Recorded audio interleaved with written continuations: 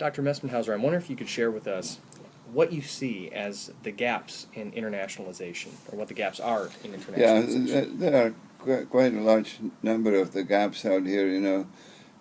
First of all is the structure and the nature of the organization of the university that I mentioned to you. It's fragmented, and there is no centralized authority in international education.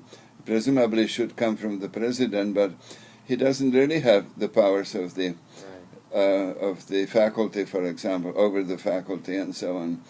So if you were the international education officer, you would be likely to want some sort of strategic plan that binds the entire institution. And all we have gotten to was a mission statement. But ask any faculty, do we have a mission statement? They don't know.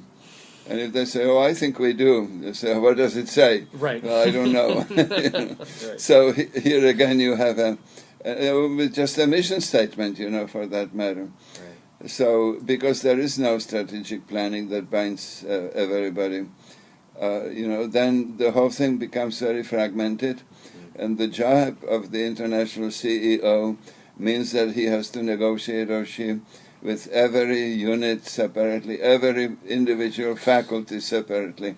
And if you have 7,000 faculty, how do you do that? Right. Yeah. So that's one of the basic problem out here. Yet these international officers, and I know many of them too because I was one of them, are the best informed, highest educated people in international affairs. But the system does not appreciate that. So they are underutilized, underappreciated, and of course underpaid as well. Yeah. And now, in terms of the scholarship, there are some issues here too, in terms of gaps. What do you see those as? Well, we still don't know what the international dimension of knowledge is for individual disciplines. You talk to some faculty who might be very interested. I had a lot of friends in economics, for example, too. Right. And they had a very difficult time to figure out that there was anything international in economics that economics wasn't international enough, Right. to begin with. And the problem is that economics is, in fact, a Western concept.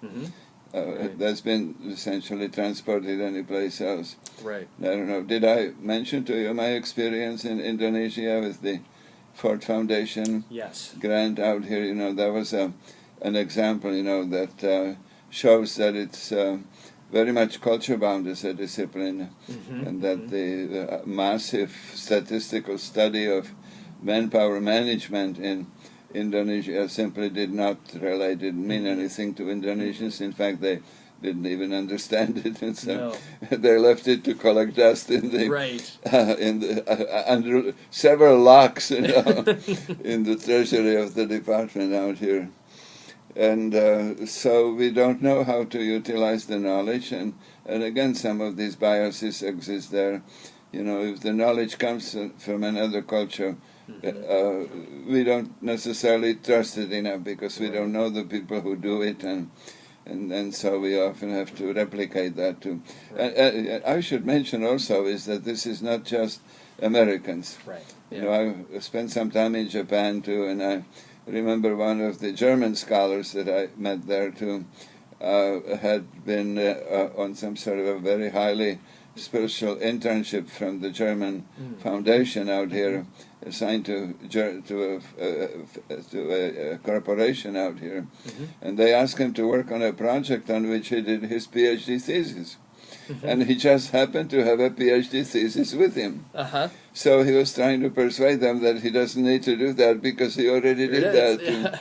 But they made him do it all over again with the same results, of course, because they didn't trust his German PhD dissertation. It had to be done there too.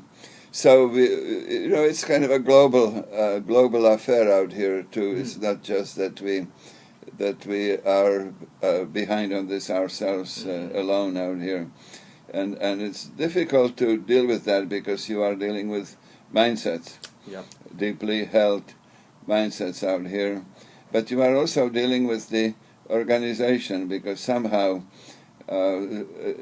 injection of a new knowledge might require new knowledge, elimination of others, and so that gets into a structural arrangement that many institutions don't want to deal with, because your whole funding depends on certain static formulas and so on. Right, right.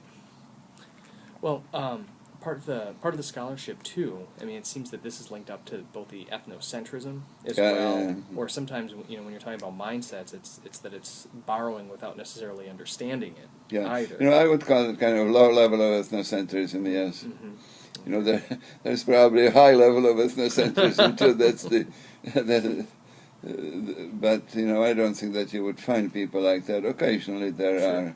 Yeah. I don't know if I told you about this, but one time I came late to a meeting where we were to assign tasks to work with different parts of the university on an ESSA Foundation money to internationalize the professional fields. Mm-hmm, mm-hmm. And since I came late, I got stuck with the IT, the Institute of Technology. Apparently nobody wanted it. You got the short straw. So the chairman was a physicist, a very distinguished physicist out here, so they invited me to a meeting, and we sat around this table, everybody very somber looking and so on, and they looked at me and said, well, Professor Mestenhauser, you are the expert. What is international education? And when I tried to define it, they said, no, that's not what it is. So I had a handicap right from the start out here. Yeah. But this physicist and the mathematician and people in the basic sciences understood me. They just asked clarifying questions. Really? But the technical type people, engineers and so on, they had a great difficulty understanding me.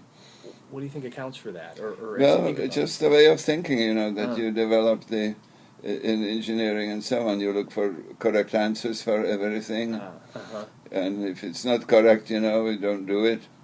Right. So I think that was one of the things out here. So sort of the complexity, the ambiguity, being able to get beyond yourself. All right. Well, thank you very much.